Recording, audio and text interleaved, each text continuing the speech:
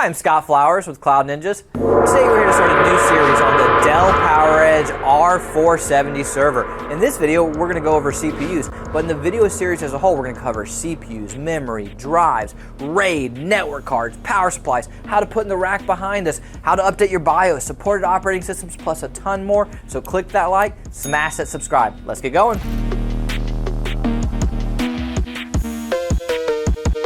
Hey, thanks for stopping by today to learn a little bit more about the Dell PowerEdge R470 server. As we mentioned, this is going to be the first of our series that's going to be dedicated to CPUs. So what we're going to do this video as a whole, we're going to go over some of the just general information about the CPUs for this box. Then we're going to talk about the CPUs we recommend, which we get asked all the time, and we break it down into 3 categories for you.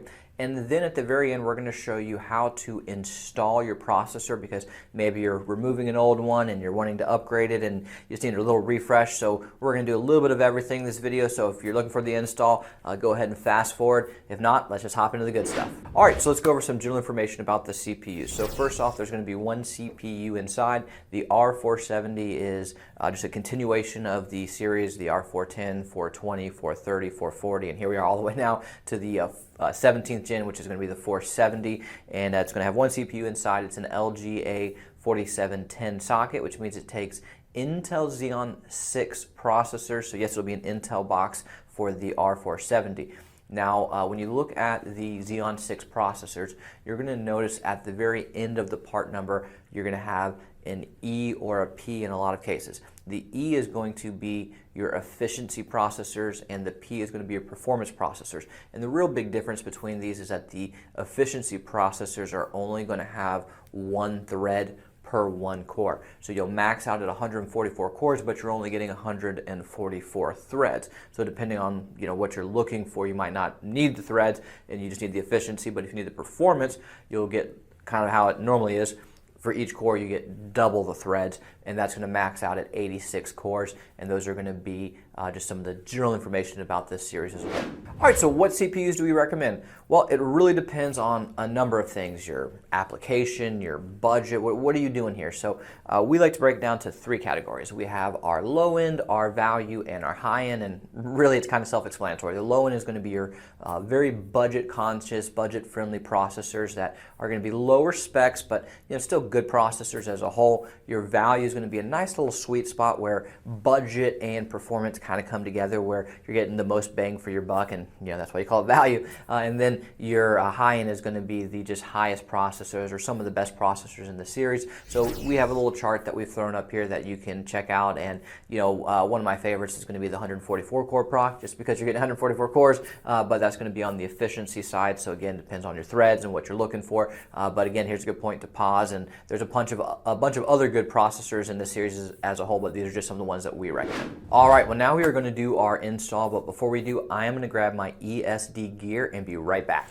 Hey, it's Mason with Cloud Ninjas, and today we'll be showing you guys how to properly remove an old processor and install a new one into your Dell PowerEdge R470 server. As you can see, we have all the required materials here. We have our processor, a T30-bit screwdriver, a new tube of thermal paste, and a clean rag to clean off the old thermal paste from the heatsink and old processor. All right, let's go ahead and set these to the side, pop our latch, and lift our top just like any other server you have been in before. All right, so first thing you're going to do is go ahead and remove this air baffle, lifting it up and then setting it to the side. And as you can see, we have CPU 1 located here, which controls all these DIMM slots. So we will go ahead and begin unscrewing the heatsink starting here and then going across in an X formation. This is important so that way you don't damage the motherboard in any way. So just make sure that the heatsink is unscrewed in an X formation, very similar to unscrewing the lug nuts off a tire whenever you're trying to replace it with a spare tire or a brand new one. All right, so once you have the heatsink unscrewed from the motherboard, you can simply just press the metal tabs inward and then lift it straight up. Flipping it over, you will see that the old processor is attached to the heatsink with a bracket. All right, so let's go ahead and go to the side of the server, and you will notice this lever located here. Go ahead and flip it over to release the CPU from the bracket, and then we can easily detach the processor from the tabs on the sides, and then we can grab our clean rag and then clean the old thermal paste on the processor to the side of the server, so we don't get any of that old thermal paste to flake off and get into the server. Now once that is clean, you can go ahead and set that into a CPU tray, and now we'll go ahead and get this bracket off of the heatsink, and this can be pretty tricky to do with just your fingers.